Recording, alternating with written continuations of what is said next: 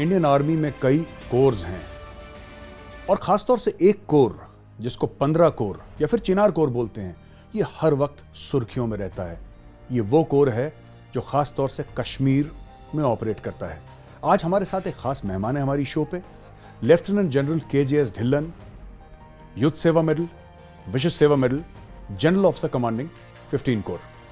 Sir, हमारी show में आपका बहुत बहुत स्वागत है। थैंक यू, धन्यवाद। सर, इतना हम सुनते हैं 15 कोर के बारे में, हर रोज कभी भी अखबार उठाइए कुछ ना कुछ 15 कोर की खबर आती है, कोई भी न्यूज चैनल पे आप उठाइए 15 कोर की खबर आती है।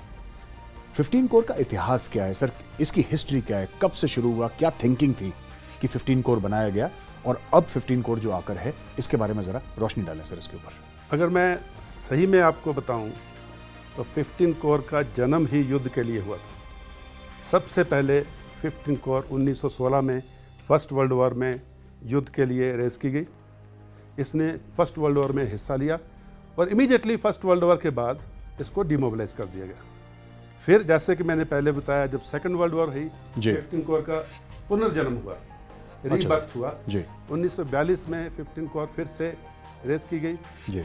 सेकंड वर्ल्ड वॉर में हिस्सा लिया, बहुत शान हासिल की जी। और उसके बाद में फिर से डिमोबिलाइज कर दिया गया। फिर इंडिपेंडेंट इंडिया में 1956 में 15 कोर दोबारा रेस की गई और आज तक वही 15 कोर कश्मीर में अपनी कार्रवाई कर रही है। इसी दौरान जैसे मैंने कहा कि 15 कोर किसी भी सैनिक के लिए एक बहुत गौरव की बात है कि वो युद्ध करे और युद्ध में जीत हासिल करे।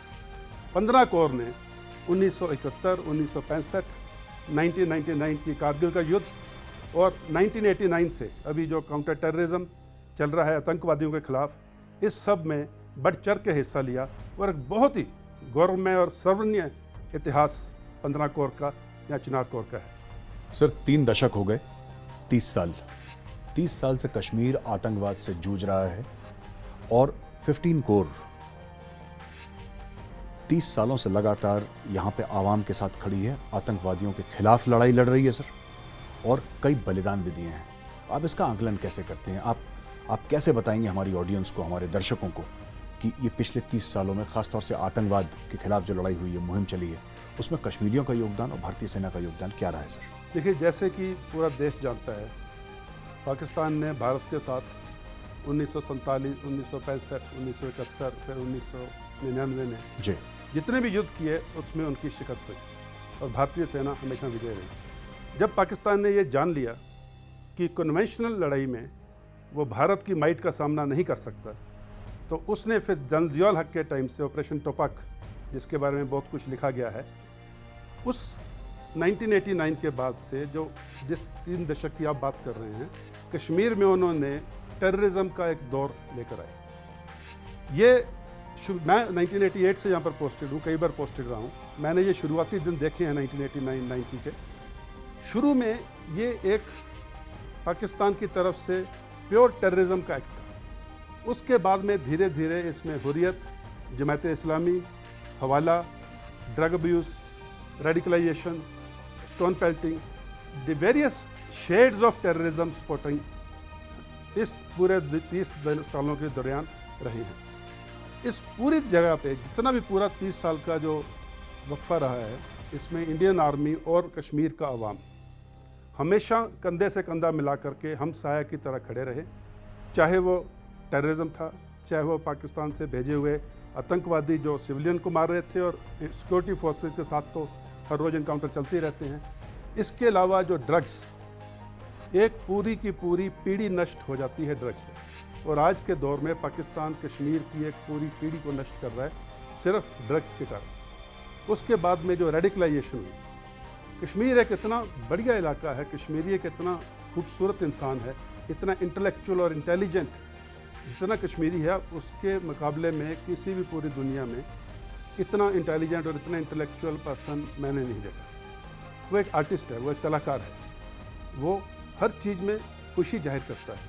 मेहमान नवाजी देखिए आप, कला देखिए आप, पोइट्री देखिए आप, म्यूज़िक देखिए आप, सूफ़ी कलाम देखिए आप। ये सब कुछ को तहस नहस कर दिया पिछले 30 साल में जो टेररिज्म पाकिस्तान द्वारा कश्मीर में फैलाया गया। इस सब के बावजूद, हदबंदियों के बावजूद, मौसम के एकदम से बर्फानी मौसमों के बावजूद कश्मीरियत और कश्मीरी कायम हैं और कायम रहेंगे, और इसमें हिंदुस्तान की फ़ौज और तमाम सिक्योरिटी फोर्सेस पूरा अपना साथ देंगी और यकीन करेंगी कि कश्मीर एक बार फिर से वही जन्नत बने जिसके बारे में कभी जहांगीर ने बोला था कि अगर कहीं दुनिया पे स्वर्ग है तो यही है, यही है, यही है। सर, स्टोन पेल्टिंग एक बहुत बड़ा मुद्दा है और आतंकवाद अपने आप में एक मुद्दा है सर। इनके बीच में रिश्ता क्या है? पत्थरबाज जो हैं पत्थर फेंकते हैं और आतंकवाद जो हैं आतंकवादी जो है वो आतंकवाद फैलाते हैं सर, इनके बीच में डायरेक्ट रिश्ता क्या है? देखिए, पाकिस्तान नहीं चाहता कि कश्मीर का यूथ जिसमें इतनी क्षमता है, जो इतनी काबिलियत है, वो आगे बढ़कर जो पाकिस्तान की तरफ से टेररिज्म फैलाया जा रहा है उसको क्वेश्चन करे, और इसलिए वो पूरी जो उनकी एनर्जी है इस चीज़ पे लगाते हैं कि यंग एज पे कश्मीरी बच्चे को इस तरह से रेडिकलाइज कर दिया जाए और उसको अच्छी पढ़ाई या अच्छी तालीम ना मिल सके ताकि आगे चल के वो हमारे मोटिव को क्वेश्चन न कर सके। तो इसलिए बहुत ही यंग बच्चों को, 8 साल से 15 साल की एज के बच्चों को वो टारगेट करते हैं, उनको उकसाते हैं, पैसे देकर के उनसे पत्थर फिकवाते हैं। मैं इसके बारे में और विस्तार से बता सकता हूं कि 5 अगस्त के बाद में जो पत्थरबाजी है इतनी कम हो गई है कि अभी दिन में एक आधा छोटा मोटा इंसिडेंट होता है। इसका कारण क्या है? कारण यह है कि पहले पाकिस्तान उसको ऑर्गेनाइज, कोऑर्डिनेट और लीड करवाता था, और ये जो बच्चे 8 साल से 15 साल, हमने एक एनालिसिस किया था एंड उसमें बहुत ही एक चौंकाने वाले आंकड़े सामने आए थे। पिछले 1.5 साल का, यानी कि 2018 और 30 जून 2019 तक के हमने जो हमारे पास आंकड़े थे उनको जब हमने एनालाइज किया तो उसमें एक चीज़ जो समझने वाली थी वो ये थी कि जितने भी टेररिस्ट, लोकल टेररिस्ट जहाँ पे मारे गए कश्मीर में, उसमें से 83% किसी न किसी टाइम पे पत्थरबाज थे। यानी कि जो आज का पत्थरबाज है वो कल का लाइकली टेररिस्ट है। और इसके बाद में जब हमने आंकलन किया कि कितने टेररिस्ट की शेल्फ लाइफ है, कितनी देर में लोकल टेररिस्ट मारा गया, तो 7%, यानी कि 7% टेररिस्ट पहले 10 दिन में मारे गए। गन उठाई और पहले 10 दिन में 7% टेररिस्ट सिक्योरिटी फोर्सेस से मारे गए। 7% sir. 7% in 10 days. 10 days sir. Of the total recruitment which happened in that year. जी। और 9% टेररिस्ट पहले महीने में, 17% 3 महीने में, 36% 6 महीने में, और 63% पहले 1 साल में खत्म हो गए। यानी कि 2/3 टेररिस्ट, अगर 3 टेररिस्ट बनते हैं तो उसमें से 2 पहले 1 साल में खत्म हो जाएंगे। तो मेरा जो अवाम और जो यंग जनरेशन है उनसे मेरी एक यही रिक्वेस्ट है कि क्या आपके माँ बाप ने आपको पढ़ा लिखा कर, आपको अच्छी तामील दे करके, अच्छे संस्कार दे करके, अच्छी जगह पे आपको अच्छे रहन सहन और पालन पोषण दे करके बड़ा इसलिए किया था कि आप 1 साल में ख़त्म हो जाओ या 10 दिन में ख़त्म हो जाओ? जो माँ बाप की हसरतें हैं अपने बच्चों के लिए, और बच्चों का जो अपने माँ बाप का नाम रोशन करने का एक मुद्दा है, उसका क्या ये हशर है? क्या इसलिए हम कश्मीर को एक इतनी सुहानी जगह और इतने सुहाने लोग बोलते हैं? इसलिए मैं आपके माध्यम से, ये मेरे एक दिल से अपील है, ये चीज़ मुझे चुभती है। मैंने देखा है कश्मीर के बच्चों को कैसे वो इतनी छोटी उम्र में ही अपनी जान गंवा देते हैं। मेरी अपील है तमाम मदर्स से, all mothers and all fathers, please look after your children, give them good education, don't let them come into this. और ये जो आंकड़े हैं ये चौंकाने वाले हैं और हैरान करने वाले हैं, लेकिन सबसे ज़्यादा इम्पोर्टेंट बात यह है कि ये दिल को छूने वाले हैं। तकलीफ़ होती है ये देख करके कि जब कश्मीरी बच्चा, इतनी कम उम्र का बच्चा, और इतने दिनों में ख़त्म हो जाता है। सर, मेरे दिमाग में एक और सवाल आया इसी से जुड़ा हुआ। आपने ड्रग्स की भी बात करी और फिर आपने स्टोन पेल्टिंग की भी बात करी। ये एक सोची समझी साजिश के तहत, सोची समझी साजिश के तहत पाकिस्तान ये कर रहा है कि एक पूरी पीढ़ी को, एक पूरी नस्ल को बर्बाद कर दिया जाए कि फिर वो दिमाग से ना सोचे, वो रेडिकलाइज हो जाए और पाकिस्तान का जो हुक्म हो उस हुक्म की तामील करता रहे। क्योंकि आपने स्कूल बंद करवा दिए, पत्थर फेंकवा दिए, आपने बच्चों को खौफजदा कर दिया, आपने ड्रग्स बेच दिए बच्चों को, तो आपने तो पूरी पीढ़ी नष्ट कर दी उनकी, आपने पूरी एक फसल जिसको कहते हैं बर्बाद कर दी। सर क्या ये बात सच है? बिल्कुल एब्सोल्युटली सेम चीज़ पंजाब में हुई थी जी, जिसका हश्र हम अभी देख रहे हैं। जी, सेम चीज़ यहाँ पर हो रही है। और सबसे ज़रूरी बात यह है कि जो नेटवर्क ड्रग्स सप्लाई करता है वही नेटवर्क हवाला में इन्वॉल्व है, वही नेटवर्क आर्म्स एंड एक्सप्लोजिव्स की स्मगलिंग कर रहा है, और ये नेटवर्क जो है वही नेटवर्क पत्थरबाजी कराता है। ये एक इंटरलिंक्ड स्कीम है जिसको पाकिस्तान चला रहा है। एम ये है कि इस जनरेशन को जहाँ तो वो टेररिस्ट बन जाए, जहाँ वो ख़त्म हो जाए, ताकि उनकी जो हरकतें हैं, जो उनके कारनामे हैं, उसको क्वेश्चन करने के लिए कोई खड़ा ही नहीं हो। तो ये कश्मीर के लिए एक बहुत ही दुख पीढ़ी है, और इस पीढ़ी के लिए और इस समय के लिए सबसे ज़रूरी बात यह है कि इन तमाम चीज़ों से जिनका आपने जिक्र किया, अपने बच्चों को उनसे दूर रखना और अच्छी तालीम देना।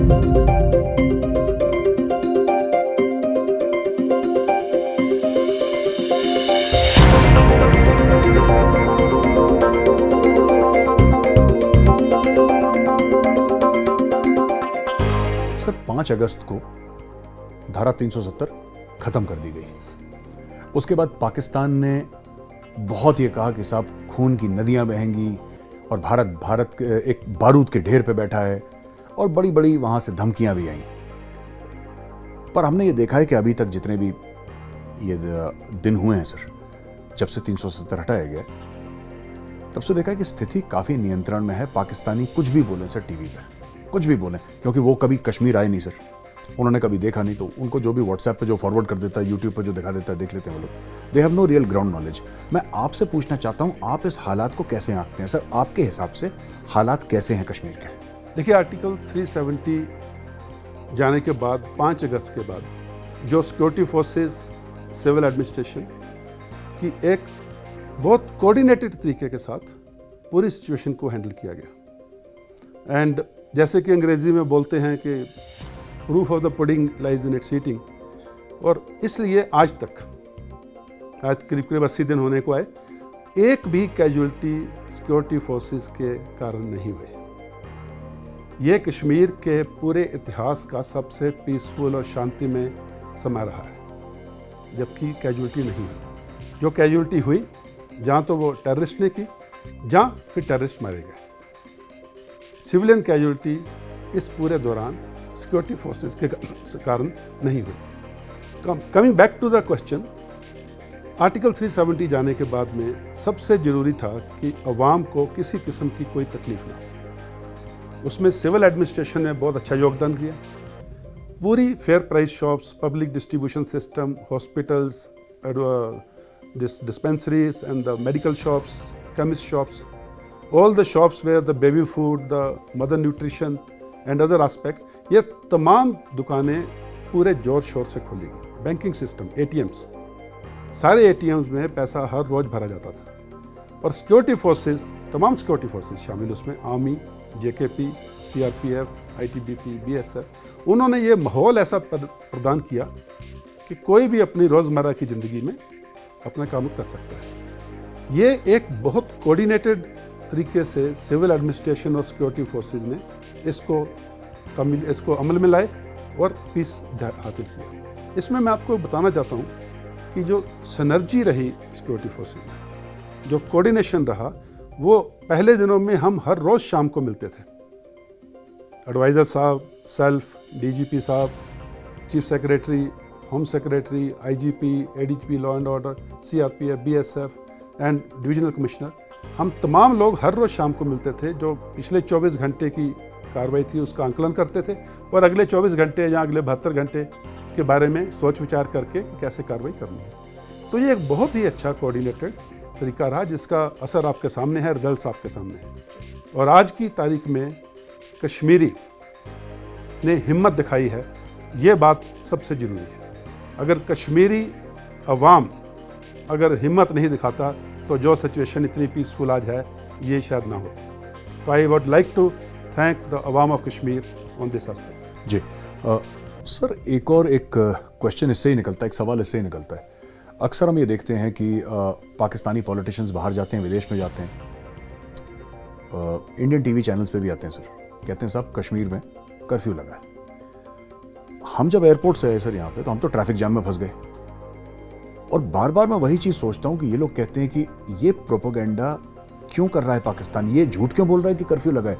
कर्फ्यू मतलब सर घर से कोई बाहर नहीं, सब घर के अंदर है। कर्फ्यू का तो वही मतलब है कि घर से बाहर है। यहाँ पे तो ना 144 लगी है, ना कर्फ्यू लगा है, ट्रैफिक जैम्स है sir.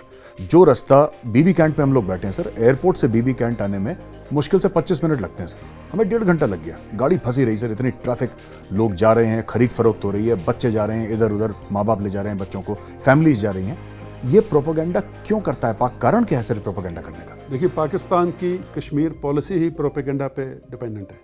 From the day one only पूरा का पूरा जो उनका कश्मीर पॉलिसी का मुद्दा है, उसका मेन थीम प्रोपेगेंडा है। जैसे आपने खुद बोला, आज की तारीख में जहाँ शुरुआती दिनों में थोड़े दिनों के लिए कर्फ्यू तो कहीं भी नहीं था, कुछ एक जगह पे धारा 144 थी जी, लेकिन वो भी अगर पीसफुल तरीके से आदमी जा रहे हैं, 4 आदमी हैं उनसे ज़्यादा, तो किसी ने उनको रोका टोका नहीं। ये था कुछ ग्रुप इकट्ठे होकर तोड़फोड़ या पत्थरबाजी ना करें, जिससे सरकारी प्रॉपर्टी का या पब्लिक प्रॉपर्टी या प्राइवेट प्रॉपर्टी का नुकसान हो। इसलिए शुरू के दिनों में थोड़ा था, लेकिन आज की तारीख में कुछ भी नहीं। हर एक को पूरी आज़ादी है, कहीं भी घूमे, किसी भी तरीके से जाए। पब्लिक ट्रांसपोर्ट चल रही है, गाड़ियाँ चल रही हैं, सूमोस चल रही हैं, अपनी प्राइवेट व्हीकल्स, 2 व्हीलर्स, 4 व्हीलर्स, दुनिया अपने हर रोज़मर्रा की काम में लगी हुई है। बैंक खुले हुए हैं, हॉस्पिटल्स खुले हुए हैं, सब जगह पे। हमारे आर्मी गुडविल स्कूल्स आप जाके देखिए, अभी इसी नीचे आर्मी पब्लिक स्कूल है, देखिए पूरे 100% स्ट्रेंथ से साथ में बच्चे पढ़ रहे हैं। तो ये सब कुछ प्रोपेगेंडा पाकिस्तान ने किया, क्योंकि जो पिछले 72 साल का उसका प्रोपेगेंडा था जी, वो उसको हजम नहीं हो रहा कि ये इतने कश्मीर में शांति कैसे है, कश्मीरी इतने चुप क्या शांत क्यों हैं। और ये जो ब्लड बाथ की बात आप कर रहे हो, कश्मीरी ये क्यों नहीं कर रहे। तो इसलिए उनका जो भ्रम, जो प्रोपेगेंडा को सच समझ बैठे थे, वो भ्रम कश्मीरी ने तोड़ दिया है। The balloon has been busted. तो इसलिए बहुत ज़रूरी है कि सच्चाई सबके सामने है। आज की तारीख में पूरी सड़कें भरी हुई हैं, एप्पल के ट्रक जा रहे हैं, कल 4000 से ज़्यादा ट्रक जवाहर टनल से बाहर गए। तो ये एक बहुत ही खुशनुमा माहौल है। अभी शादी की फसल कटी, जिसको इंग्लिश में राइस क्रॉप कहते हैं, तो वो फसल कटी है, पूरे किसान अपने काम में लगे हुए हैं, बच्चे अपना ध्यान दे रहे हैं और बहुत अच्छा माहौल चल रहा है। इसका सबसे बड़ा जो श्रेय है वो जाता है synergy between the security forces and the civil administration. Sir, इसके पहले कि मैं दूसरे सवाल पे जाऊं सर, मैं एक कमेंट ही करना चाह रहा था, सवाल नहीं है।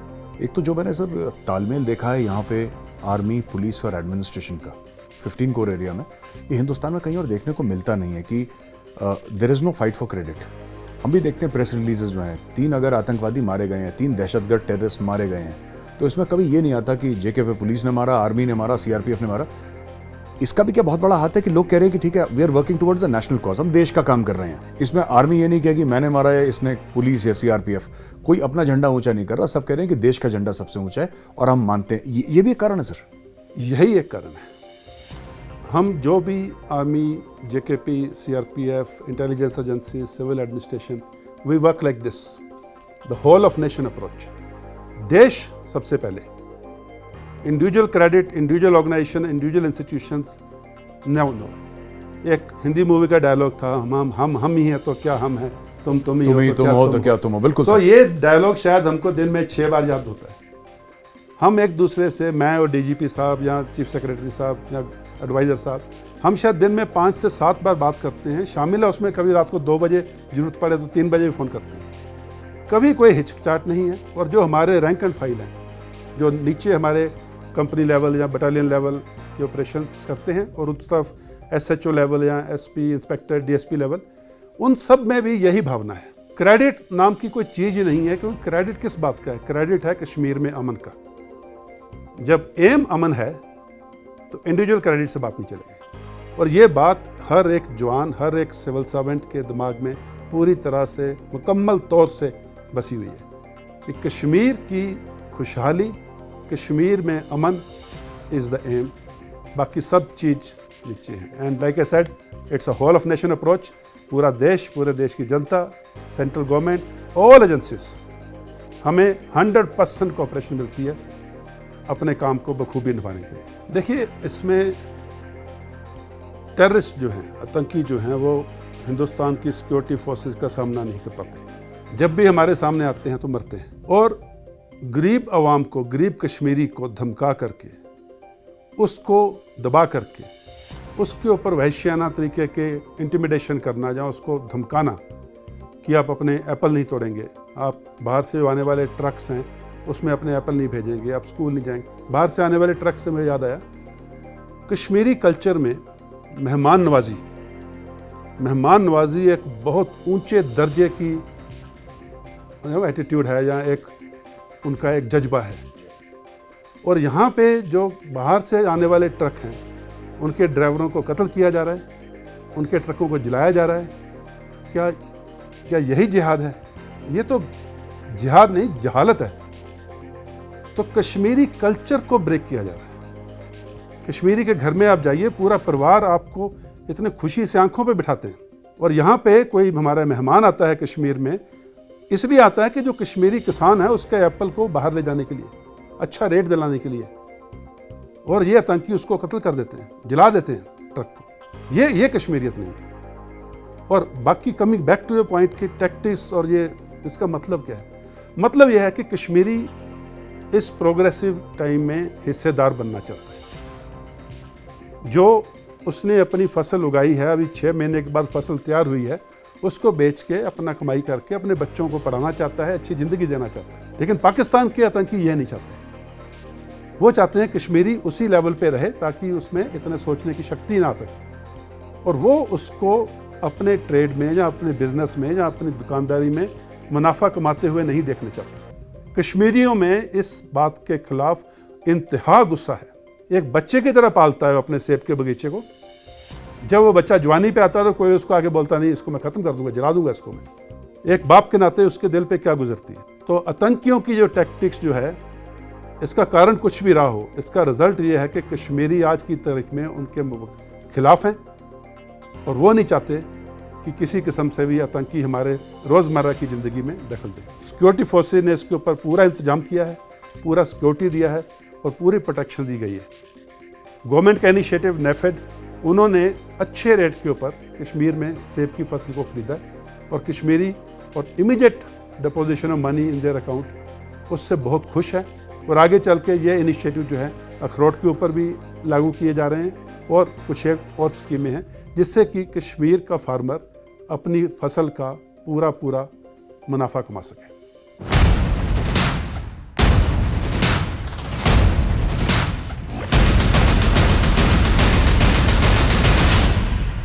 बड़ी बड़कियाँ आई वहाँ से, बड़ी गीदड़ भपकियाँ आई, काफ़ी कुछ हमने सुनने में आया है कि कोई कह रहा है कि बम मार देंगे, कोई कह रहा है अटैक कर देंगे, कोई कह रहा है देख लेंगे। तो पाकिस्तानी आर्मी के पास ऑप्शंस क्या हैं, और ये पूरे माहौल का जो माहौल चल रहा है पूरा, ख़ासतौर से कश्मीर में, इसका पाकिस्तान किस तरीके से फ़ायदा उठाने की कोशिश कर रहा है? ये मेरा सवाल आपसे सर। देखिए, किसी भी प्रोफेशनल आर्मी को ट्रेन किया जाता है कन्वेंशनल वॉर के लिए, defence of a country and aggression against a country, जो कंट्री आपके बीच में दखलंदाजी कर रही है। तो पाकिस्तान आर्मी, ये दो जो कन्वेंशनल प्रोफेशनल टास्क हैं, क्योंकि हिंदुस्तान ने इतिहास में कभी किसी के ऊपर हमला नहीं किया, तो डिफेंस ऑफ कंट्री की तो बात खत्म होगी। पीओके है, एक एजेंडा है, उसको हम पूरा करेंगे, वो अलग बात है। देन अग्रेशन, इंडियन आर्मी की माइट के सामने पाकिस्तान आर्मी की हिम्मत नहीं है कि कुछ कर सके, इसलिए वो ऑप्शन भी क्लोज। तो अभी ऑप्शन रह क्या गई? वो ऑप्शन जिसमें वो मास्टर है, जिसमें उसने पीएचडी से भी पता नहीं कौन सी ऊपर की पढ़ाई हासिल कर रखी है, वो है टेररिज्म, आतंकवाद। तो पाकिस्तान की आर्मी के पास सिर्फ एक ही ऑप्शन है, आतंकवाद फैलाना, कश्मीर में आतंकी भेजना और कश्मीर के अवाम को मारना और यहाँ के जो अमन है उसको भंग करना। अभी हाल ही में आपको मालूम होगा, हमने उनके लॉन्च पैड्स में जो टेररिस्ट आके बैठे हुए थे, हमें उसकी बिल्कुल एक्यूरेट कोऑर्डिनेट्स के साथ इंफॉर्मेशन मिली, और जब पाकिस्तान ने सीज़फायर वायलेशन स्टार्ट किया तो हमने जवाबी हमले में उनके वो लॉन्च पैड खत्म कर दिए। Happy Diwali sir. You can say that, okay.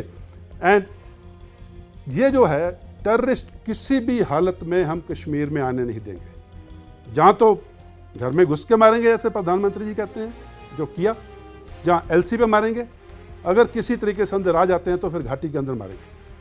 Pakistani terrorist को मारना ही हमारा मेन एम है और उसी से ही कश्मीर में अमन बहाल होगा। तो आपने सर अभी बात करी वेलवेट ग्लव की, जिसमें आवाम से मोहब्बत, आवाम का भरोसा, पर जब जहाँ पे पाकिस्तानी आतंकी की बात है, जिसके बारे में आपने दर्शकों को ये बताया कि क्योंकि उसकी कन्वेंशनल वॉर में हिम्मत नहीं है और कोशिश करी उसने हिम्मत करके कभी कभी, तो उसकी कमर की हड्डी तोड़ दी गई। अब उसके पास एक ही तरीका है कि कश्मीर में आतंकवादी भेजे। पर आप कह रहे हैं कि एक बेवकूफ़ फौलाद की दीवार बन के भारतीय सेना बॉर्डर पे खड़ी है, लाइन ऑफ कंट्रोल पे खड़ी है, और जो आएगा या तो अंदर घुस के मारेंगे या फिर इधर आ जाएगा तो अंदर मार देंगे। मरना पाकिस्तानी आतंकी को है। ये जो बॉर्डर पे सर अभी शेलिंग हुई है, जिसका आपने भी जिक्र करा, इतनी मात्रा में, भारी मात्रा में आतंकी मारे गए हैं और उनके ठिकानों पर जो एक्यूरेट फायरिंग, आपने ग्रिड रेफरेंसेस की बात करी कि जिस ग्रिड पे आपने फायरिंग करी थी आपको पहले से पता था वहां पे फायरिंग करी है, इससे मनोबल तो टूटा होगा सर उनका, क्योंकि अपने साथियों की लाश ढोते ढोते आदमी कुछ तो सोचता है। लेकिन फिर पाकिस्तान आर्मी तो यही कर रही है सर कि खुद नहीं आती लड़ने के लिए, आतंकियों को भेजती है। They use them as cannon fodder sir. इसके बारे में जरा दो लाइन आप कहिए। देखिए, पहली बात जो आपने की कि किसी भी आर्मी का, इसमें किसी भी परिवार का भी, जब कोई साथी या जब कोई मेंबर मरता है या ख़त्म होता है तो असर पड़ता है। We are humans after all. Pakistan army का मनोबल इस वक्त जो हमारे पास इंटरसेप्ट्स आ रहे हैं एट द लोएस्ट है। लेकिन मैं थोड़ा और तफसील से बताना चाहूँगा कि पाकिस्तान आर्मी जब उनके सोल्जर्स मरते हैं तो कैसे बिहेव करते हैं। कारगिल, क्योंकि गिलगिट बाल्टिस्तान के जो सोल्जर्स थे उनकी NLI के, वो मरे, उन्होंने उनकी बॉडीज तक वापस नहीं ली। कोई भी प्रोफेशनल आर्मी अपने सोल्जर को कभी पीछे छोड़ के नहीं आती। You been a soldier earlier, we never leave our dead behind. Absolutely sir, even our dead behind. Yes sir. They left their dead when they were offered to take it back. उन्होंने उनको अपने soldiers की लाशों को वापस लेने से इनकार किया। यही बात जब पाकिस्तान ऑक्यूपाइड कश्मीर के जो कश्मीरी टेररिस्ट थे, जब उनको कुपवाड़ा सेक्टर में 2 महीने पहले मारा गया LOC के ऊपर, वो 5 से 7 लाशें LOC के ऊपर पड़ी रही। हमारे DGMO साहब ने उनको मैसेज दिया कि आपके बंदे यहाँ पड़े हुए हैं, उनकी लाशें उनको उठा के ले जाइए, क्योंकि वो कश्मीरी थे, उनकी लाशें नहीं ले गए वो। उसके बाद में गुलमर्ग सेक्टर में, क्योंकि वहाँ पे पंजाब रेजिमेंट सामने पोस्टेड थी, उनके 2 terrorist, 2 soldiers of Punjab regiment, जब वो मरते हैं LC के ऊपर, तो फिर उनका DGMO मैसेज देता है कि सब हमें अपने पंजाब रेजिमेंट के जवानों की लाशें वापस लेनी है। तो पाकिस्तान आर्मी सोल्जर को सोल्जर नहीं समझती, वो सोल्जर को गिलगिट बाल्टिस्तानी, कश्मीरी, बलूची, पठान, पंजाबी, वो अपने सोल्जर को इस बिना पे देखते हैं। जबकि इंडियन आर्मी किसी भी धर्म का हो, किसी भी स्टेट का हो, we treat our soldiers as one. तो ये एक फ़र्क है पाकिस्तान आर्मी का और इंडियन आर्मी का। अभी कमिंग बैक टू इन्फिल्ट्रेशन, अभी क्योंकि सर्दियाँ आने वाली हैं, थोड़ी देर में बर्फ़ पड़ जाएगी, पासिस बंद हो जाएंगे। इस वक्त पाकिस्तान हताश है इन्फिल्ट्रेशन करने के लिए कि ज़्यादा से ज़्यादा टेररिस्ट कश्मीर घाटी के अंदर भेज सके सर्दियाँ आने से पहले। उसके लिए, जैसे आप ही ने खुद ने कहा, हिंदुस्तान की आर्मी LC के ऊपर फौलाद की दीवार की तरह खड़ी है और हमारा टीयर डिफेंस उसको अंदर आने नहीं दे रहा। लेकिन वो सीज़फायर वायलेशन करता है, फायरिंग करता है हमारी पोस्टों के ऊपर, ताकि उस फायरिंग के कवर में इन्फिल्ट्रेशन हो सके। और हमें उसकी ये टैक्टिक्स मालूम है, तो हम उस टैक्टिक्स के खिलाफ अपने तरीके से कार्रवाई करते हैं, जिससे कि शेलिंग के दौरान भी वो इन्फिल्ट्रेशन नहीं कर पाता। तो we are countering his tactics of ceasefire violation and infiltration. Sir, देखा गया है कि 90s में जब या लेट 80s में जब आतंकवाद शुरू हुआ था, फिर 90s में बढ़ा और फिर धीरे धीरे अब तो बहुत हालत काफ़ी हद तक अच्छी है सर। लेकिन जो कश्मीरी आवाम का इंडियन आर्मी पे भरोसा था, वो भरोसा कभी नहीं टूटा सर। और इस भरोसे को कायम रखने में बहुत इंडियन आर्मी ने मेहनत भी करी है, पसीना भी बहाया है, खून भी बहाया है। इसके बारे में आप क्या कहना चाहेंगे? देखिए, भारतीय सेना एक बहुत ही प्रोफेशनल ऑर्गेनाइजेशन है और ऑफिसर्स, JCOs, NCOs, जवान, उनका बहुत एक जो ट्रेनिंग है उसमें शामिल रहता है कि किसी भी हालात में, कितनी भी प्रोवोकेशन क्यों ना हो, हमारा कंडक्ट हमेशा गुड फेथ में होना चाहिए। यानी कि हमारे दिमाग में कभी भी ऐसा द्वेष नहीं आना चाहिए कि मैं ये कर दूंगा क्योंकि मेरे हाथ में गन है। नो, हमारा जो कार्रवाई है वो बिल्कुल balanced against extreme provocation also. और लेकिन कश्मीर में क्योंकि हम आवाम के साथ हर रोज़ काम करते हैं, गांव में जाते हैं, उनके साथ में मिलते हैं, बैठते हैं, ऑपरेशन के दौरान भी कई बार हॉस्टेज सिचुएशन हो जाता है, उसके लिए हम अपने ऑपरेशन को 5, 7, 10 घंटे 15 घंटे तक बिताते हैं। अभी हाजिर में कुछ महीने पहले एक 13 साल के बच्चे को उन्होंने हॉस्टेज बना लिया था, जिसकी बहन के ऊपर वो गलत नज़र से देख रहे थे। उस बच्चे को हॉस्टेज को बचाने के लिए जितनी हमने उस दिन मशक्क़त की है, लेकिन बात वही वापस आ जाती है, जिहाद या जिहालत। उस 13 साल के बच्चे को मार दिया आतंकवादी, पाकिस्तानी था, अली नाम था उसका। इस सब को अवाम हमारे साथ इसलिए है, in spite of all these things, terrorist के द्वारा, कि हमारे जो ऑपरेशन हैं उसमें ट्रांसपेरेंसी बहुत है। मैं हमेशा अपने जवान को बोलता हूँ कि सबसे बड़ी सद्भावना है आप अपने ऑपरेशन के दौरान बिल्कुल प्रोफेशनल कंडक्ट, एथिकल कंडक्ट कीजिए, अवाम के साथ में बिल्कुल भाईचारे से पेश आइए, ताकि कोई प्रोपेगेंडा आए भी तो अवाम उस गांव को बोले नहीं, ये कंपनी कमांडर साहब ऐसे नहीं कर सकते, हम इसको जानते हैं 6 महीने। और उससे भी बड़ी बात जो है, जो पहले आपने सवाल पूछा था लोकल यूथ का, हमारा हमेशा ये मुद्दा रहता है कि जो फॉरेन टेररिस्ट है, जो पाकिस्तान टेररिस्ट है, उसको ख़त्म करना है, और जो लोकल टेररिस्ट है उसको लास्ट मिनट तक भी अपील करनी है कि अगर वो सरेंडर करना चाहे तो उसका सरेंडर लिया जाए। हम नहीं चाहते कि लोकल कश्मीरी यूथ बेवजह मारा जाए, तो इसलिए कुछ एक पॉलिसीज़ बहुत क्लियर है। और सबसे बड़ी जो बात है अवाम की हमारे तरफ जो भाईचारा है, हम साया हैं। उर्दू का लफ्ज़ है हम साया, यानी कि we live together day in and day out. हम हर दिन सुबह शाम, अच्छे मौसम में बुरे मौसम में पड़ोसी हैं, साथी हैं। जैसे कि आप जानते हो कश्मीर में आगे का इलाका जो है बहुत दुर्गम पहाड़ियाँ हैं, बर्फ़ गिरती है, इंफ्रास्ट्रक्चर की बहुत ज़्यादा दिक्कत है, वहाँ वेरी डिसिप्लिन। जी,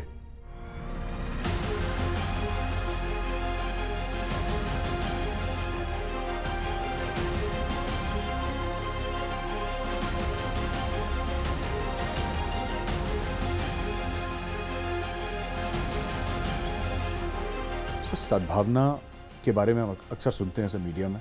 सद्भावना क्या है और सद्भावना की कामयाबी के पीछे राज क्या है? देखिए, सद्भावना जब शुरू किया गया था उसका मेन मुद्दा था कि अवाम की दूर दराज के इलाके में जो छोटी छोटी उनकी मुश्किलें हैं, किसी नाले के ऊपर पुल नहीं है, स्कूल में गर्ल्स के लिए टॉयलेट नहीं है, कोई किसी जहाँ पे बच्चों को खेलने के लिए ग्राउंड नहीं है, क्योंकि हमारे पास में डोजर वगैरह होते हैं तो उनको ग्राउंड तैयार करके देना, तो ये उस तरीके से शुरू किया गया था। लेकिन ओवर द ईयर जैसे जैसे समय व्यतीत होता रहा, ये अभी बहुत मैच्योर हो गया है। वी एनालाइज, हर साल इसको एनालाइज करते हैं, उसको रिव्यू करते हैं और उसको और भी अच्छा करने की कोशिश करते हैं। ये सब कुछ जो मैं आपको बताया पहले, वो स्टेट गवर्नमेंट इज़ डूइंग, वो हर जगह पे इंफ्रास्ट्रक्चर डेवलपमेंट सब कुछ कर रहे हैं। एज एन आर्मी जो हमारा आज की तारीख में मेन मुद्दा है, वो कश्मीरी यूथ यानी कि जो जवान बच्चे हैं, उनको किसी तरह से अच्छी ज़िंदगी के लिए तैयार करना। उसमें सद्भावना के तहत हमारा जो सबसे बड़ा इनिशिएटिव है, 28 आर्मी गुडविल स्कूल्स कश्मीर में चल रहे हैं, जिसमें 10,000 बच्चे पढ़ते हैं। चाहे हड़ताल हो, चाहे बंद कॉल हो, चाहे कुछ भी हो, हमारे आर्मी गुडविल स्कूल बंद नहीं होते। उसमें 100% बच्चे कश्मीरी हैं और 100% जो टीचिंग स्टाफ है वो भी कश्मीरी है, the male teacher and the ladies teachers. तो एक चीज़ जो और है, हमने उसका पूरा आंकलन किया है, आर्मी गुडविल स्कूल का एक भी बच्चा आज तक गन नहीं उठाई है उसने।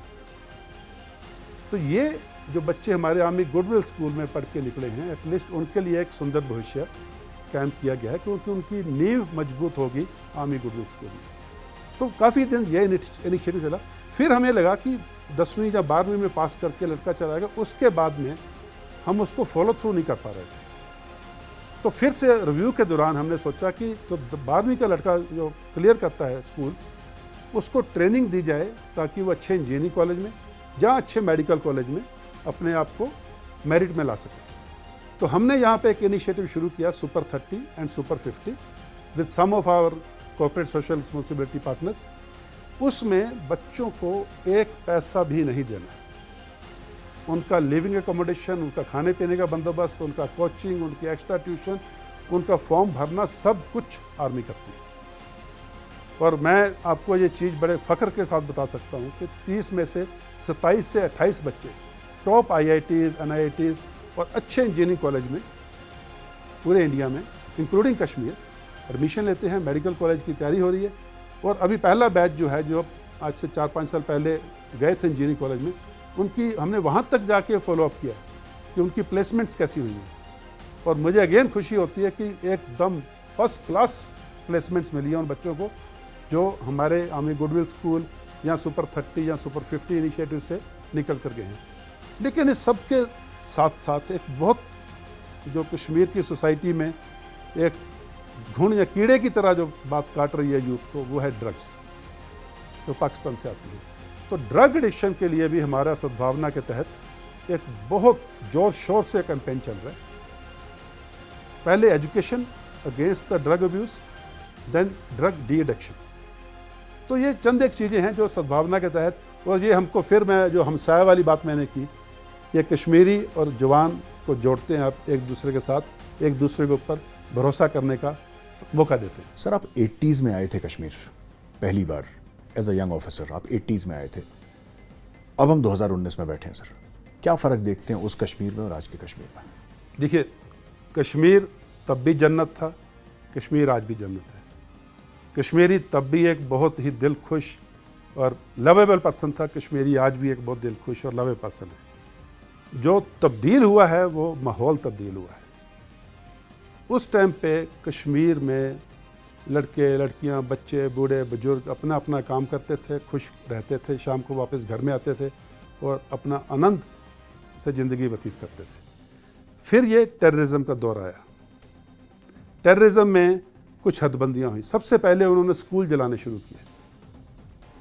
कश्मीरी तो एक तालीम तो कश्मीरी के अंदर बसी हुई है, वो तो बॉर्न इंटेलेक्चुअल है, लेकिन उस इंटेलेक्चुअल की रीढ़ की हड्डी तोड़ने के लिए 1988, 89, 90 में स्कूल्स को जलाना शुरू किया। उन दिनों में कोई कंस्ट्रक्शन लकड़ी की होती थी तो ईजिली जलते थे।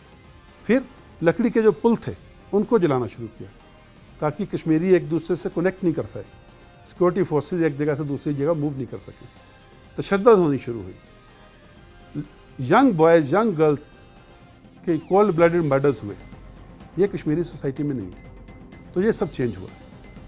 इस्लाम एक बहुत ही पाक और शांति का रिलीजन है। रेडिकलाइजेशन हुई, जिहाद के नाम के ऊपर लोगों को मारा गया। और मैं आपको एक छोटी सी एग्जांपल देता हूँ जिससे आपको पता लगेगा कि इवन जो यंग टेररिस्ट है उसकी लाइफ भी कैसे चेंज हुई। शुरू में जब 89, 90 में शुरू हुआ, कोई भी टेररिस्ट अगर पकड़ा जाता था या मारा जाता था तो उसकी जेब से अपनी मदर के लिए एक चिट्ठी मिलती थी जो उसने अभी शायद पोस्ट नहीं की होगी, जहाँ मदर ने लिखी और उसके पास पड़ी होती थी। मदर का कश्मीरी सोसाइटी में बहुत बड़ा हिस्सा है, किसी भी सोसाइटी में होता है, लेकिन कश्मीर में mother is considered the ultimate. तो हर जवान बच्चा अपनी माँ की चिट्ठी अपनी जेब में लेके चलता था। फिर धीरे धीरे छोटी कुरान शरीफ जेब से मिलनी शुरू हुई। उसके बाद में अभी दौर चल रहा है कि आईडी बनाने की लिटरेचर मिलती है जेब से और रेडिकलाइजेशन की लिटरेचर मिलती है। तो कहाँ से चले हम माँ के प्यार से, इस्लाम के रिस्पेक्ट से, और आज हम आगे हैं कि आईडी बना के जहाँ अपने कश्मीरियों को मारे या किसी दूसरे को मारे। तो ये कहाँ का कश्मीर है? ये कश्मीर तो जहांगीर ने तो नहीं सोचा था इसके बारे में। तो ये जो पिछले 30 साल में हुआ है, अभी जो अमन वापस आ रहा है, तो ये एक दौर है। इस दौर में बहुत कुछ हुआ, अच्छा भी हुआ, बुरा भी हुआ, लेकिन अभी जो दौर चल रहा है, इस दौर में मैं एक ऑप्टिमिस्टिक आदमी हूँ। मुझे लग रहा है आगे कश्मीर बहुत ही अमन और खुशहाल कश्मीर आने वाला है और कश्मीर के बच्चे ये आगे चल के अपने आप के लिए एक अच्छा सुंदर भविष्य बनाएंगे और कश्मीर अपने परिवार, अपने स्टेट, अपने माँ बाप को एक बहुत ऊंचा दर्जा देंगे। सर, जो 15 कोर का एरिया है वो खूबसूरत तो है लेकिन मुश्किल बहुत है सर। इसमें एलसी भी है सर, इसमें हाई एल्टीट्यूड भी है, इसमें बर्फीले इलाके भी हैं, इसमें घाटियाँ भी हैं। इस सूरत में कैसे एक सोल्जर का, एक सैनिक का मनोबल, इसको फौज में मोरल और मोटिवेशन कहते हैं, तो आप कैसे रखते हैं सर? कैसे उसमें जोश बंधा है? देखिए, इंडियन आर्मी एक प्रोफेशनल आर्मी है। इसमें सबसे ज़रूरी जो हमारे तमाम ट्रेनिंग सेंटर में लिखा रहता है, more you sweat in peace less you bleed in war. यानी कि जितनी आप ट्रेनिंग अच्छे तरीके से करोगे, जितना अपना पसीना बहाओगे, उतना ही लड़ाई में खून कम बहेगा। तो ट्रेनिंग, एक अच्छी ट्रेनिंग किसी भी जवान को ये बूस्ट देती है, मोराल उसका हाई रखती है कि वो अपना काम करने में सक्षम है, चाहे वो नेचर के खिलाफ हो, जैसे आपने बोला बर्फीले इलाके, चाहे वो दुश्मन के खिलाफ हो जी। तो अच्छी ट्रेनिंग सबसे बड़ा मोटिवेटिंग फैक्टर है कि उसको अपने ऊपर, अपने हथियार के ऊपर भरोसा है। तो बात हथियार की कर रहे हैं तो इंडियन आर्मी लगातार अपने वेपन्स और इक्विपमेंट को मॉडर्नाइज कर रही है और अच्छे से अच्छा आला दे रही है ताकि दुश्मन के हथियार से मेरा हथियार बेहतर हो। ये एक दूसरा कारण है कि जवान का हौसला और या मोराल हाई रहता है। इसके अलावा जूनियर लीडरशिप बहुत ज़रूरी है, क्योंकि कश्मीर में हम छोटी छोटी टुकड़ियों में काम करते हैं। कहीं 8 का टुकड़ी है, कहीं 10 की है, तो कहीं पे एक नायक साहब उनका इंचार्ज है, कहीं हवलदार है, कहीं जेसीयू है, कहीं अफसर है। तो जूनियर लीडरशिप, नायक, हवलदार, नायब सूबेदार, सूबेदार, कैप्टन, मेजर्स, उनके लिए मोटिवेटिंग इमेज होना एक बहुत ज़रूरी बात है। और उसके लिए सबसे बड़ी बात है कि कमांडर में खुद में काबिलियत होनी चाहिए उस टीम को लीड करने की। इसके अलावा जो ग्राउंड के ऊपर बात होती है कि एथिकल ऑपरेशंस एंड अपने जवान को एडमिनिस्ट्रेटिव कुछ कारण है, जैसे उनको अच्छी बिल्डिंग में रखना जहाँ पे बर्फ़ के दौरान उनको तकलीफ़ ना हो, अच्छा मेडिकल केयर, अच्छा खाना, अच्छी लीव पॉलिसी कि जब भी ज़रूरत हो अपने घर छुट्टी जा सकें। These are certain other factors. लेकिन जो सोल्जर को एज ए सोल्जर मोटिवेट करता है वो है अपनी ट्रेनिंग पे भरोसा, अपने हथियार पे भरोसा, अपने कमांडर पे भरोसा। तो ये चीज़ एज सीनियर कमांडर हमारे दिल में हमेशा रहती है, दिमाग में हमेशा रहती है कि इन 3 मुद्दों के ऊपर किसी किस्म का कोई कॉम्प्रोमाइज़ नहीं। तो this is the motivating factor for any soldier. Sir, Kashmir घाटी में अमन व अमान कायम रहे, इसमें जो कश्मीरी आवाम है, जो पॉपुलेशन है, उसका क्या कंट्रीब्यूशन है सर? वो किस तरीके से कंट्रीब्यूट करे कि अमन व अमान यहाँ कायम रहे? कश्मीर में अमन व अमान काम रखने के लिए, भाईचारा काम रखने के लिए बहुत सारे सोसाइटी के जो हिस्से हैं उनका योगदान बहुत ज़रूरी है। टीचर, ओपिनियन मेकर, यूथ जो कल का एक ड्राइविंग फोर्स है जी, रिलीजियस टीचर्स, और इसके अलावा ओपिनियन मेकर्स और सोसाइटी के जो बड़े बुजुर्ग हैं जो हमारे को कहावतें सुनाते हैं, जो हमारे को अपने कल्चर के बारे में याद दिलाते हैं, राइटर्स, पोइट्स, इन सब का योगदान बहुत ज़रूरी है to keep the society intact जी। लेकिन इन सबसे ऊपर, मेरी नज़र में सबसे ऊपर माँ का योगदान है। किसी भी सोसाइटी में मदर का बहुत ज़्यादा हिस्सा है। हर परिवार में बच्चे ने कौन से कलर की शर्ट पहननी है, आज उसने खाने में क्या खाना है, उसने कितने बजे स्कूल जाना है, कौन उसका दोस्त अच्छा है, कौन बुरा है, बेटा उससे मिलना है, उससे नहीं मिलना है, और इनके पैरों को हाथ लगाइए, ये दादाजी। जो मदर की टीचिंग है वो जिस दिन मदर अपने बच्चे को जन्म देती है उससे भी पहले शुरू हो जाती है। जब बच्चा मदर के पेट में होता है, माँ के दिल में क्या ख्याल आता है, एज़ पर मेडिकल साइंस, बच्चे के उसमें, बच्चे का बनने में वो सब चीज़ें माँ की जो सोच है प्रेगनेंसी के दौरान वो काम आती है। वहाँ से लेकर के माँ बच्चे को शुरू करती है सिखाना। तो माँ एक बहुत अहम हिस्सा है सोसाइटी का।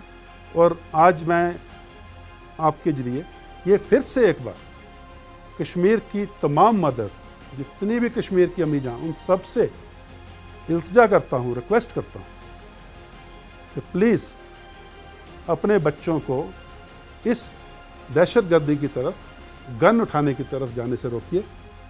हम आपकी मदद करेंगे आपके बच्चे को घर में वापस लाने में और उसको एक अच्छी ज़िंदगी बिताने में।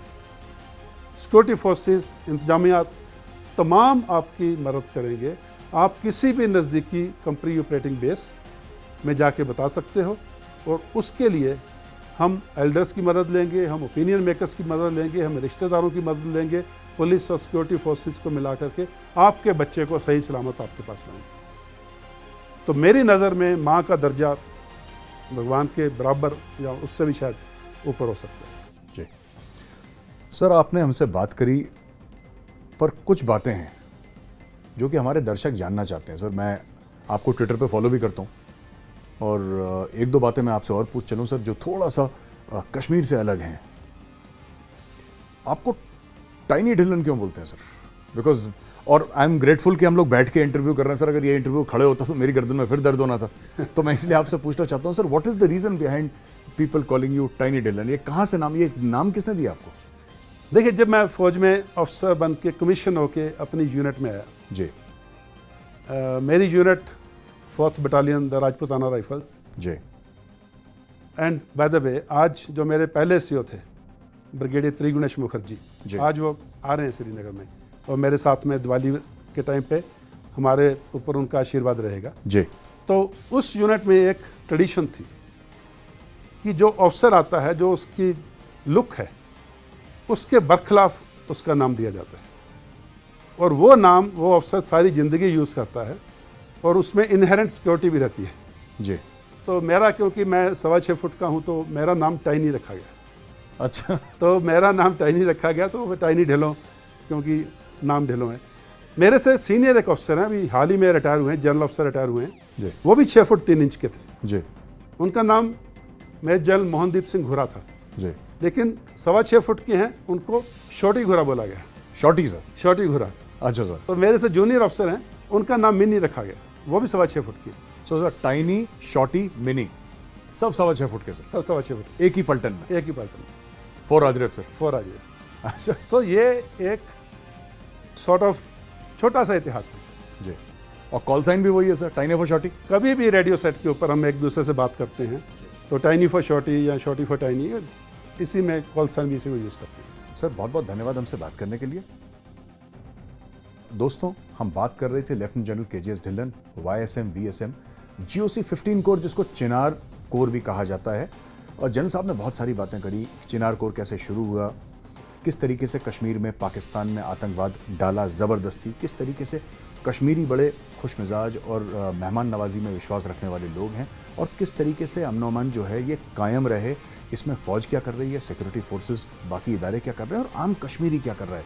आखिरी में जनरल साहब ने बताया कि मदर से अपील, कहते हैं कि सबका है उसमें, जो मौलवी साहिबान हैं उनका भी हाथ है, फादर है उनका भी हाथ है, दोस्तों का भी हाथ है, जो इन्फ्लुएंसर्स हैं सोसाइटी के उनका हाथ है, टीचर्स का हाथ है, लेकिन सबसे बड़ा हाथ, आशीर्वाद का हाथ एक कश्मीरी माँ का है। इन्होंने अपील करा कि कश्मीरी माँओं को कि अपने बच्चों को बोलें कि मेन स्ट्रीम में लगे, देश के काम पे, घर के काम पे, कश्मीर के काम पे लगे, ना कि पत्थर उठाएं, ना कि बंदूक उठाएं।